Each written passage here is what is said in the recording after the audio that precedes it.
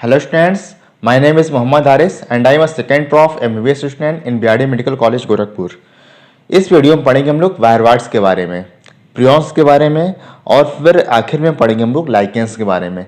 तो सबसे पहले हम लोग समझते हैं वायरवार्ड्स। इन 1971 में टीओ डैनर नाम के साइंटिस्ट ने एक नया इन्फेक्शियस एजेंट की डिस्कवरी की।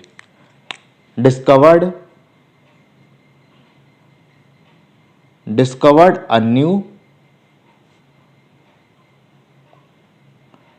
infectious agent। 1971 में टीओ डैनर नाम के साइंटिस्ट ने एक नए इन्फेक्शियस एजेंट की डिस्कवरी की और उन्होंने देखा कि इस इन्फेक्शियस एजेंट का जो साइज है ये वायरस की तुलना में कम है। तो these are smaller than viruses and cause, और कुछ डिजीज कॉज कर सकते हैं जैसे कि पोटैटो स्पाइनल ट्यूबर डिजीज। आपको याद रखना है पोटैटो स्पाइनल ट्यूबर डिजीज। उसके अलावा ये कॉज करते हैं chrysanthemum stunt disease. Chrysanthemum stunt disease.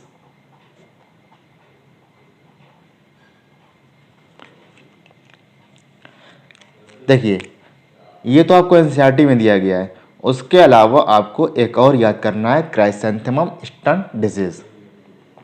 और ये जो इन्फेक्शियस एजेंट है इसके अंदर पाया जाता है फ्री आरएनए। तो इनके अंदर आपको याद रखना है कि इनके अंदर फ्री आरएनए पाया जाता है और आरएनए के ऊपर कोई भी कोटिंग नहीं होती है, कोई भी प्रोटीन की कोटिंग नहीं होती है। It lacked protein coat. कह रहे हैं इसके ऊपर प्रोटीन की कोटिंग नहीं होती है जैसा कि वायरस के अंदर पाया जाता था। जो वायरस के अंदर प्रोटीनेशियस कोटिंग थी उसका क्या नाम था? कैप्सिड। तो इसका मतलब इनके अंदर कैप्सिड एब्सेंट होता है, इसलिए इनको नाम दिया जाता है वायरवाइड। इसलिए इनको नाम देते हैं हम लोग वायरवाइड। और जो आरएनए होता है, जो वायरवाइड का आरएनए होता है, इसका मॉलिक्यूलर वेट कम होता है। The RNA of viroid was of low molecular weight. Low molecular weight. तो इतना आपको याद रखना है वायरवाइड के बारे में। क्या याद रखना है कि 1971 में टीओ डैनर नाम के साइंटिस्ट ने एक नए इन्फेक्शियस एजेंट की डिस्कवरी की और उन्होंने देखा कि ये जो इन्फेक्शियस एजेंट है इसका साइज वायरस की तुलना में कम है और ये कोई डिजीज कॉज करता है जैसे कि पोटैटो स्पाइनल ट्यूबर डिजीज और क्राइसैंथेमम स्टंट डिजीज। और ये भी देखा गया कि इनके अंदर फ्री आरएनए पाए जाते हैं जिनके ऊपर प्रोटीन की कोटिंग नहीं होती है, जैसा कि वायरस के अंदर प्रेजेंट थी। वायरस के अंदर प्रोटीन की कोटिंग का नाम क्या था? जो वायरस के अंदर प्रोटीन की कोटिंग थी उसका नाम था कैप्सिड। इसका मतलब इनके पास कैप्सिड एब्सेंट होता है। और जो इनका आरएनए होता है उसका मॉलिक्यूलर वेट नॉर्मल की तुलना में कम होता है। अब समझते हैं हम लोग प्रियॉन्स के बारे में। Prions was name and discovered by Prusiner. Prusiner नाम के साइंटिस्ट द्वारा प्रियॉन को डिस्कवर किया गया। प्रियॉन्स क्या होता है? Prions are infectious proteinaceous agent. ये क्या होते हैं? ये ऐसी प्रोटीन होती है जो कि इन्फेक्शियस होती है। तो prions are infectious proteinaceous agent. ये भी जान लीजिए कि प्रियॉन्स के अंदर कोई भी जेनेटिक मटेरियल नहीं होता है। Prions lack genetic material and contains only protein molecules. इनके अंदर सिर्फ प्रोटीन मॉलिक्यूल्स होते हैं, कोई भी जेनेटिक मटेरियल नहीं होता है। देखिए मॉडर्न मेडिसिन में ऐसा देखा गया है कि कुछ इन्फेक्शियस न्यूरोलॉजिकल डिजीजेज हैं जो कि ट्रांसमिट होती हैं एक एजेंट के थ्रू जो कि बना होता है consisting of abnormally folded protein. Abnormally folded protein. और इन्हीं को नाम देते हैं हम लोग प्रियॉन्स। और इसी एबनॉर्मली फोल्डेड प्रोटीन को नाम दिया जाता है प्रियॉन्स।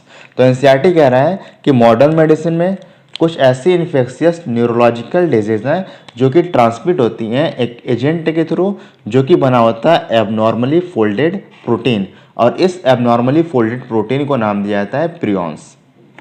देखिए जब ट्रांसलेशन के बाद जब प्रोटीन का फॉर्मेशन होता है तो उसकी फोल्डिंग, उसके बाद इसकी फोल्डिंग होती है। कुछ पोस्ट ट्रांसलेशनल प्रोसेस होते हैं जिसमें प्रोटीन की फोल्डिंग की जाती है, और यहाँ पर प्रोटीन की फोल्डिंग पूरी तरह से नहीं हो पाती है, इसीलिए इसको बोलते हैं हम लोग एबनॉर्मली फोल्डेड प्रोटीन। और जो इस एबनॉर्मली फोल्डेड प्रोटीन का साइज होता है ये लगभग वायरस के साइज के बराबर होता है। The agent was similar in size to viruses. तो इनका साइज लगभग वायरस के साइज के बराबर होता है, और ये कोई डिजीज कॉज करते हैं जैसे कि बोवाइन स्पॉन्जीफॉर्म,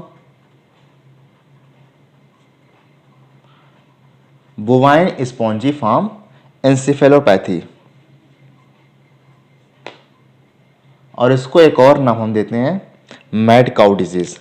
तो इसको एक और नाम दिया जाता है, हम नाम देते हैं इसको मैड काउ डिजीज। और मैड काउ डिजीज कहाँ होती है? ये होती है कैटल के अंदर, ये होती है कैटल के अंदर। उसके अलावा डिजीज होती है क्रूसफेल्ड जैकब डिजीज,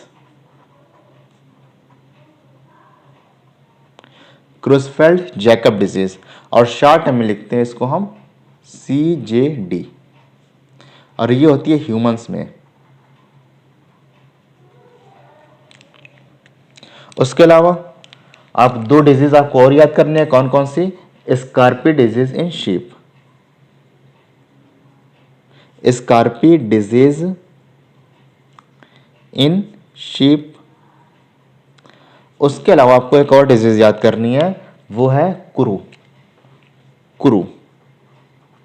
इसको कहा जाता है laughing death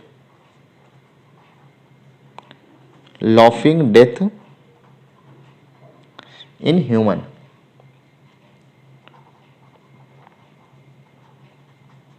laughing death in human. देखिए जो ऊपर की दो डिजीज हैं ये तो आपको एनसीईआरटी में दी गई है, लेकिन अगर आपको नीट क्रैक करना है तो आपको थोड़ा बहुत एडिशनल जानकारी भी होना चाहिए।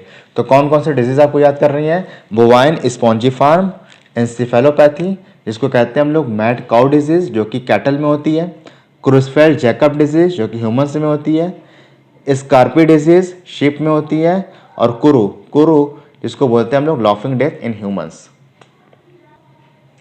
चलिए अब समझते हैं हम लोग लाइकेंस के बारे में। लाइकेंस क्या होते हैं? लाइकेंस ये सिम्बियोटिक एसोसिएशन होता है, किसके बीच? Symbiotic association between algae and fungi.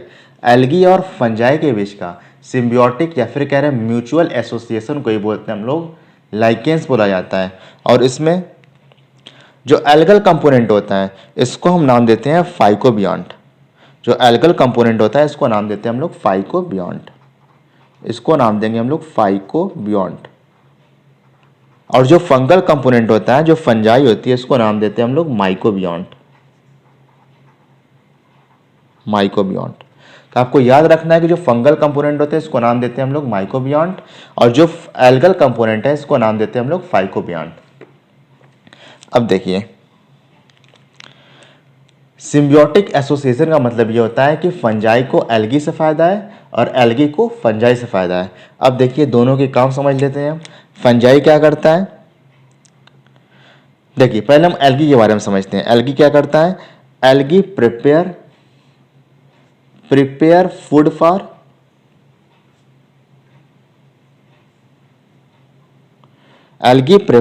For fungi. Algae fungi के लिए खाना बनाता है। और फंजाई क्या करता है? फंजाई क्या करता है कि fungi provide shelter. Fungi provide shelter किसको? एल्गी को। And absorb mineral and water for its partner. और इसका पार्टनर कौन है? इसका पार्टनर है एल्गी। तो फंजाई को फायदा है एल्गी से और एल्गी को फायदा है फंजाई से। इसी एसोसिएशन को बोलते हैं हम लोग सिम्बियोटिक एसोसिएशन। तो इस एसोसिएशन को बोलते हैं हम लोग सिम्बियोटिक एसोसिएशन। चलिए फिर से हम दोबारा समझ लेते हैं कि जो एल्गल कंपोनेंट होता है उसको बोलते हैं हम लोग फाइकोबियांट। और फाइकोबियांट जो एल्गी क्या करता है, फंजाई के लिए खाना बनाता है। और फंजाई क्या करता है, जो फंगल कंपोनेंट होता है उसको बोलते हैं हम लोग माइकोबियांट। ये क्या करता है, ये क्या करता है कि एल्गी को रहने के लिए शेल्टर प्रोवाइड करता है, मतलब एल्गी को रहने के लिए जगह देता है। उसके अलावा ये सॉइल से एब्जॉर्ब करता है मिनरल्स को और वाटर को। किसके लिए, एल्गी के लिए। और एल्गी मिनरल्स का, वाटर का इस्तेमाल करके खाना बनाएगा, और एल्गी जो खाना बनाएगा उसको इस्तेमाल करेगा फंजाई। तो इसका मतलब फंजाई को फ़ायदा है एल्गी से और एल्गी को फ़ायदा है फंजाई से। इसी एसोसिएशन को बोलते हैं हम लोग सिम्बियोटिक एसोसिएशन। एनसीईआरटी कह रहा है कि फंजाई और एल्गी का इतना क्लोज एसोसिएशन होता है कि कोई देख के ये नहीं बता सकता, कि कोई देख के ये इमेजिन भी नहीं कर सकता कि इसके अंदर दो अलग अलग ऑर्गेनिज्म है, फंजाई और एल्गी। अगली चीज़ आपको ये याद रखनी है कि जो लाइकेन होता है, लाइकेन ये होते हैं पॉल्यूशन के इंडिकेटर। मतलब क्या हुआ इसका मतलब ये हुआ कि जिस एरिया में पॉल्यूशन होगा उस एरिया में लाइकेन ग्रो नहीं करेंगे। तो लाइकेन क्या होता है, lichens are very good indicator. मतलब जिस एरिया में पॉल्यूशन होगा उस एरिया में लाइकेन ग्रो नहीं करेंगे। और मेनली किस चीज़ के इंडिकेटर होते हैं, ये मेनली इंडिकेटर होते हैं सल्फर डाइऑक्साइड के। तो SO2 आपको याद रखना है और एग्जाम में भी आपसे ये पूछा जा चुका है। तो लाइकेंस के बारे में आप अच्छे से समझिएगा। तो यहाँ पर हमारा चैप्टर कंप्लीट हो गया। अगर वीडियो आपको अच्छी लगे तो प्लीज़ आप इसे लाइक करिए, कमेंट करिए, सब्सक्राइब करिए, ताकि जैसे ही वीडियो अपलोड हो फ़ौरन हमको नोटिफिकेशन मिल जाए